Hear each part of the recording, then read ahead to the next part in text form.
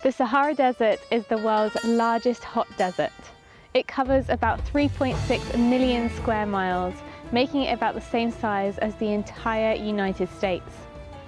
I'm going to be spending the next week here in search of the world's smallest fox, a fox that weighs only about 0.5 to 1.5 kilograms and is native to North Africa, the Fennec fox.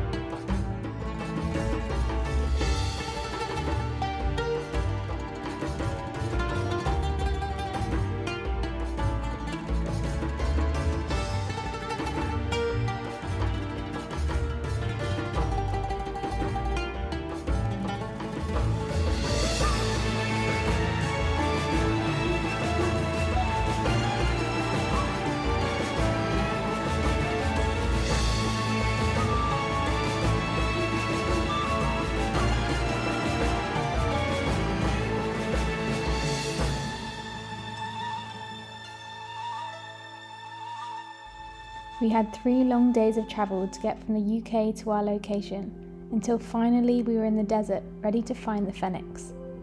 On the way we did stop briefly at a monkey forest, but I'm going to put that at the end of the video and get straight on with the stars of the show. We've just got our first Fennec fox up ahead that the guide's spotting, so we're going to make our way over there now really slowly. And hopefully we'll be able to get close enough to film them. After a little bit of patience, 2 Fennecs emerged from the burrow, and we sat and watched as they explored the surrounding area and played amongst themselves. And I couldn't believe how lucky we were to have this as our first sighting.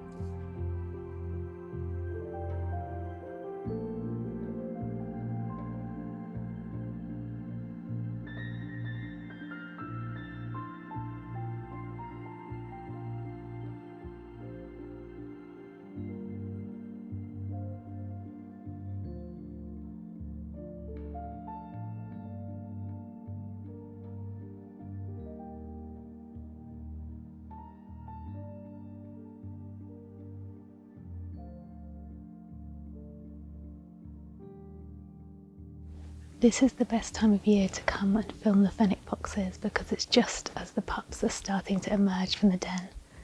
Fennec foxes are actually monogamous and mate for life, and every year they produce a single litter of about 2 to 5 pups that can stay with the parents right up until the following year where the next litter is born.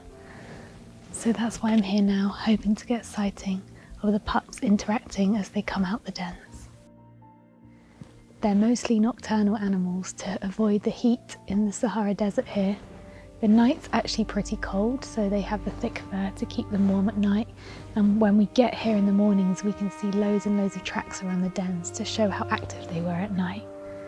And despite having loads of adaptations to keep them cool in the desert, like furry paws to help them stop them burning their feet on the sand, and those big ears to radiate their heat and help disperse heat from their body, they still struggle with the heat here, so they're very sleepy at this time of day.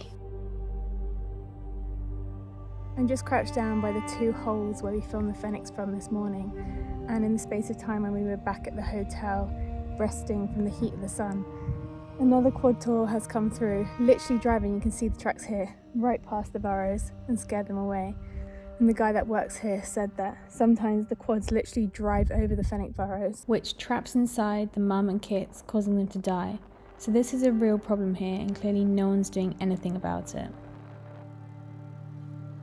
At the start of the second day, we didn't go out in the morning because the wind really picked up, and then a full-on sandstorm came in, which was pretty cool to experience, but obviously we couldn't go out and film the Fennecs in this weather.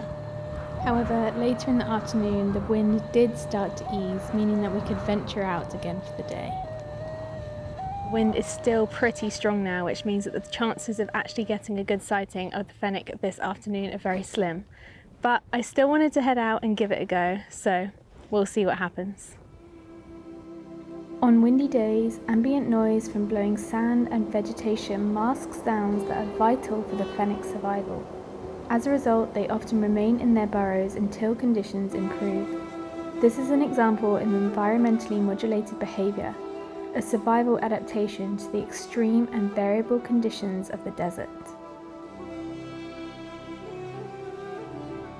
Some of the sand dunes here were unbelievably steep, and as I was edging closer and closer down on my bum, I would always forget that the hike back up would be a little more of a challenge. Managed to get a sighting of a fennec, but he didn't stay out for long before he decided to head back into the warmth and the shelter of his burrow from the wind. But I've still got 3 more full days here, so I'll be back out again tomorrow morning, and hopefully we'll have better sightings then.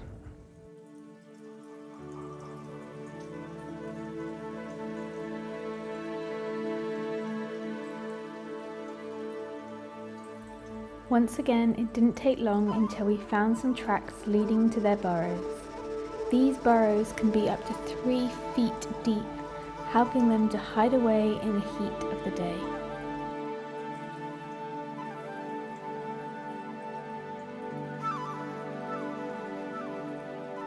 I've had 2 really special sightings this morning. The first one was with the same 2 young ones that we saw on the first day. A little bit of playing, but then they went off into the burrows. And then just down here, there's been the same male that we saw last night by the rocks.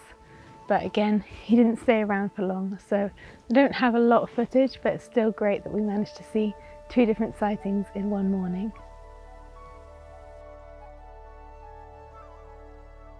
In terms of the kit that I've been using during my time here, my main camera body has been my Nikon Z9 as always, and then I've been using the 400mm 2.8 lens, which has an inbuilt teleconverter. But to be honest, for the majority of shots it hasn't quite been enough, so I've been swapping from full frame to crop sensor just to get that little bit closer to the Fennec boxes. Then the other lens that I've been using is the new Nikon 28-135 video lens with the power zoom, and this has been absolutely incredible for all the other shots that I've needed on the trip, from all the other behind the scenes shots, the details, the landscapes, also some of the more wider shots of the Fennecs, showing them in the landscape with their burrows, all the tracks around their burrows. So this has been my staple kit. And then the behind the scenes camera that Ali's been filming on is the Nikon Z8. I guess the key thing here has been managing the kit in the heat and with the sand. At the moment this evening is lovely and quiet and really calm in terms of winds, but there's been times where the wind has been pretty strong, so we've had to use rain shields, which have acted like dust jackets to protect the camera kit from the sand. Then the other big thing here has obviously been the heat. The mornings are quite cold, but in the afternoons it's been about 40 degrees, so it's been really hot, especially with the cameras running to film. So we've made a few different changes to the kit to try and manage the heat out here. A few of those things have been really simple, like pulling out the screen from the back of the camera to allow airflow to the back of the camera. On the Z8, we've added the battery grip just to move away the batteries from the camera body. And then a key thing has been the memory cards. I've been using the Delkin Black CF Express cards because they've been tested to perform best in high heat environments. And touch wood, so far we haven't had any issues with camera kit overheating during our time here. Just leaving the hotel now and heading out on a bit of a different trip today. So instead of doing the Fennecs this morning, I'm heading to another area of the desert that's about an hour away from where we are now, in the hope of finding the horned viper. So it's going to be a herping morning. Let's see how I get on.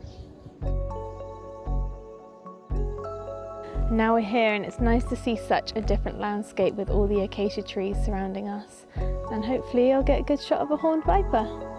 I did manage to get a snake sighting, but unfortunately this viper didn't have the famous horns that they're known for, rather than just small protrusions just over the eyes, but it was still cool to be able to see one. However, they decided to move under a bush to get shelter from the heat of the day, so we decided to leave them be and head back to the Fennecs.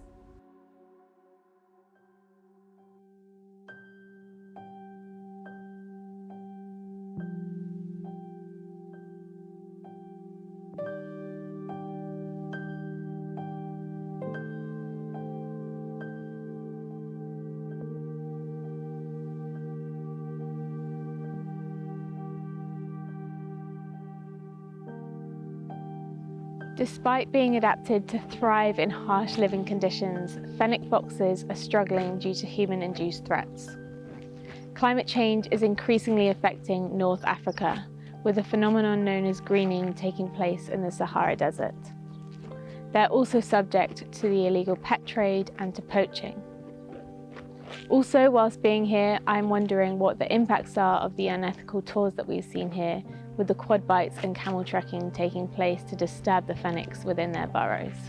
So I really hope that this mini vlog helps to shed a light on these beautiful animals and helps to inspire some people to try and protect them.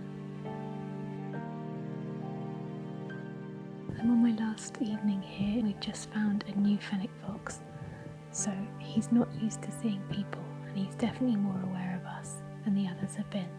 So it's just a case of being really slow and just trying to get a little bit closer to him, little by little, to hopefully get a shot of him before we lose the light tonight.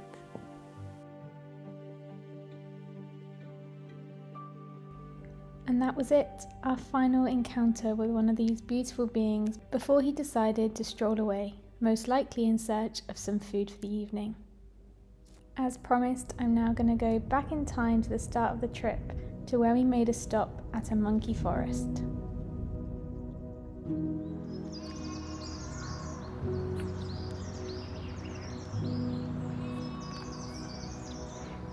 There are some monkeys just sleeping up in the tree above me. One of them was laying there with her baby on her chest, but then it was like she was protective and then she spun around to face the trunk, so I can't see the baby anymore. These Barbary macaques are actually native to Morocco, but are endangered due to habitat loss and human activities. So it was really special to be able to have this encounter with them on my way to the desert.